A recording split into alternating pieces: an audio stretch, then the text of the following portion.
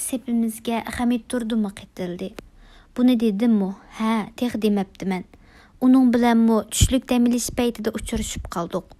U mendan ilgari so'rgan savolning aynısini onundan sordum. Ha, Hamid turdi. Ahvol qandaq? Umu sualimga burun men bergan javobni takrorladi. Xuddi o'zingiz ko'rib turgandek. Hamidga taptani qilish niyatim yo'q edi. Bundaq chaqda uning aran turgan ruhiga zarba berish erkakchilik emas edi. Aksicha, o hisdaşlıqqa, dostluqqa muhtoj edi. Men, Almas, Metqasim, Mehrigül hammamiz uning bir az chidamas mijaziga ko'ra muomala qildik. Uning osonli tabib ketadiganligini do'stlarimga degan edim. Shunga ular uningga diqqat qilib, uni ranjitmaslikka tirishdi. Bir kuni tushlik tamoq vaqtida Almas menga adalangan bir siqim qo'noqni berdi. "Men kap etib eting, ozroq bo'lsa-mu daldisi bo'ladi", dedi u. "O'zing yevermay, nimishqa menga beryapsan?"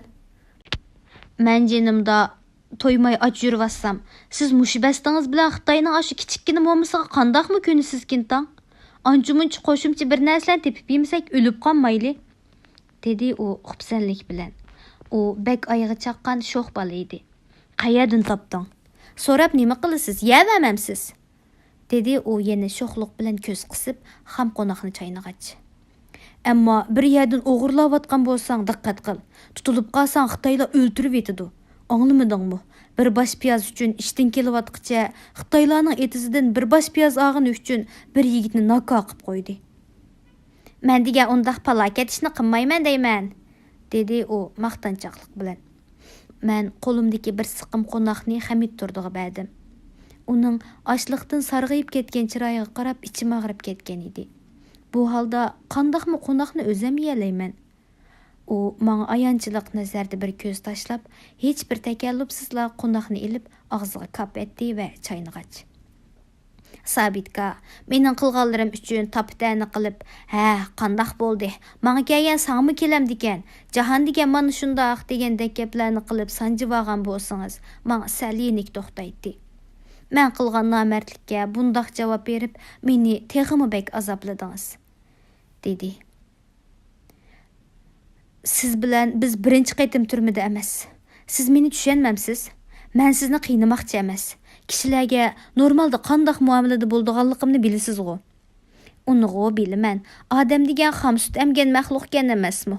Ba'zida odam shu hayajonlanib, o'zini yo'qotib qo'yadi ekan. Endi o'ylasam, sizning deganlaringiz haqiqat ekan. Nima izim, pizim deganlar, hammasi aldamchilik ekan. Mana ko'rdik, kommunist deganni Gomindangdan oshirvatdiki, hargiz kam emas. Ammo yanila oldirmang. Kim biladi, sizni xato jazolab qolgandi. Keyin yana aqlni chiqib xizmat qilishingiz mumkin.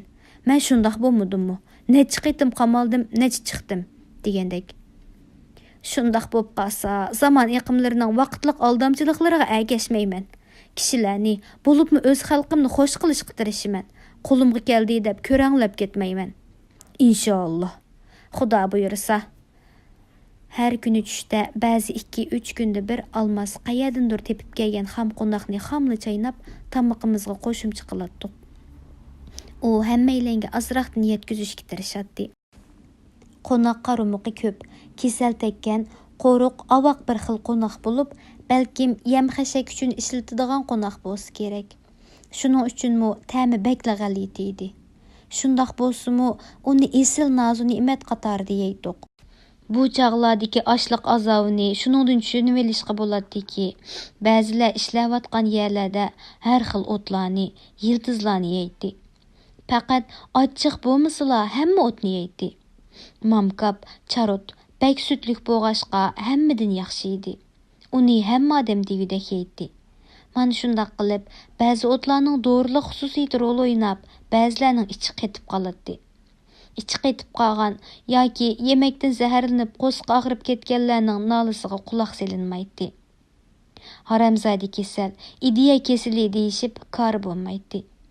Shundoq qilib, bir necha odam ana shundoq tekshirilmagan noma'lum kasallar tufaylidan o'lib ketdi. Oson hayajonlanadigan Hamid bularni ko'rib chidayolmay ketadi. "Hech ishongim kelmaydi, deydi u beshin chayqab.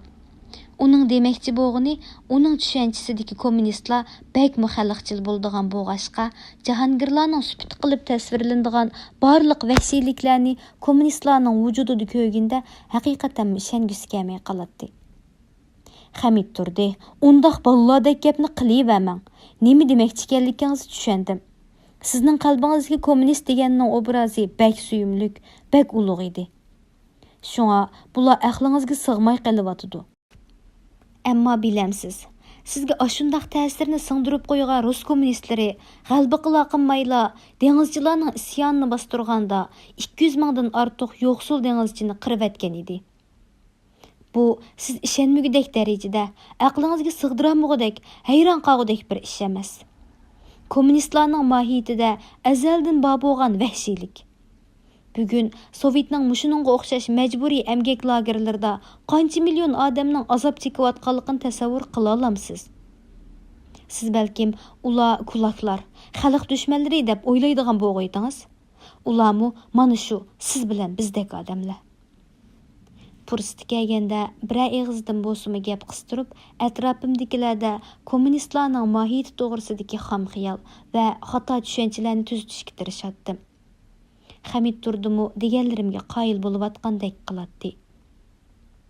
Ko'p chaqlarda harg'inlik va ochliqdan bo'layotgan mag'dursizlik tufayli gap qilishga rag'dimiz bo'lmay jim o'tirdik. Men yaqinlarimdan oqshimi solaxonlarimizga qaytganda oshxona ahlidan o't yash sho'piklarini, bo'libmi qat-ko'k ko'tik terib yeydiganlar bor yo'qligini so'radim. O't yash sho'piklarini terib yeydiganlar ko'pkan. Ammo qat-ko'k ko'tikining texmi esil tamoq bo'ladiganligini biladiganlar yo'qkan. Men kechmishimizda bo'lgan ashu hikoyalarni aytib berib edim. Shundan keyin ular oqshomlari oshxona ahlitlaridan qat-ko'k ko'tik teradigan bo'ldi. Ammo bu yerda pishiradigan imkon bo'lmag'achqa xam yeyishdi. Almas bu jihatda rekord yaratib, eng ko'p ko'tak to'plab, uning sirtini so'yib, chiroyli adolab, oqshomda yeb bo'lamaganlarimizni atisi ishqa og'ash keldigan bo'ldi. Ularning solaxonasi cho'ng bo'lg'ashqa, ularning oshxonasida birlik etimda yuzlab qat-ko'k ishlatiladi ekan.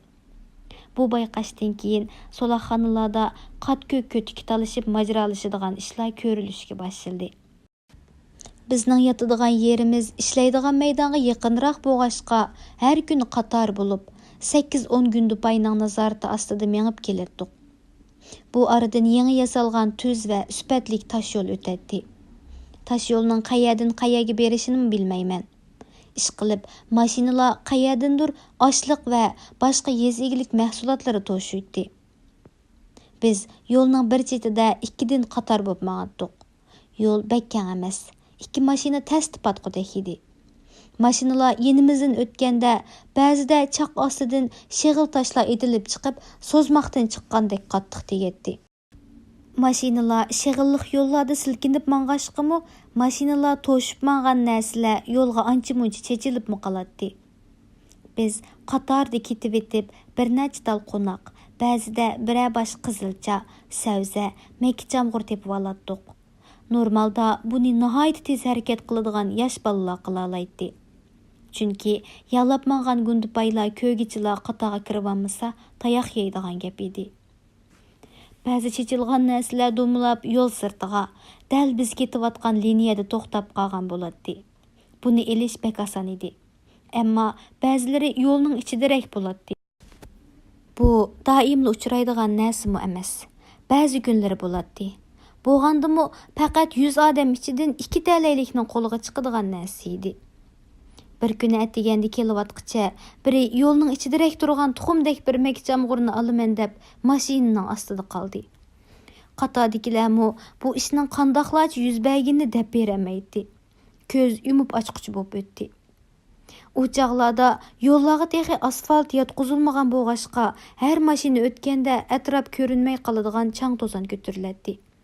Oq-oqidan o'tgan 2 mashinaning orqasidagi chang ko'tarilganda, yo'l o'ttirisida tamtilab yurgan bu odamni ko'rmay qolganmidi? Yoki bu bir g'aflat besishimidir? Qatordagilardan o'lguchining orqasida turganlar ahvolni ko'rib turg'ashqa qiyochiya ko'tirishdi. Gundupaylar "Nim bo'ldi? Nim bo'ldi?" deb vaqirashdi. Ular bək gumanxor boğaşqa, hər iş bolsıla bir qaçdimikin, yoki qeçishqa sharoit yaratish uchun qasdan vaqa tug'dirvatamdikin deb o'ylashadi. Chang to'zağının asta-asta süzülishiga agishib, yo'lning o'pir chetiga pirqirtib tashlab etilgan jasad ko'rindi. Uning ching yumulgan siqimida kichikkina makchamg'ur turadi. Beshi mechildapli ketgan edi. Jasadni ko'tirib maydonga ilib keldik va yangi qabristonligimizga yana bir qabri ko'paydi.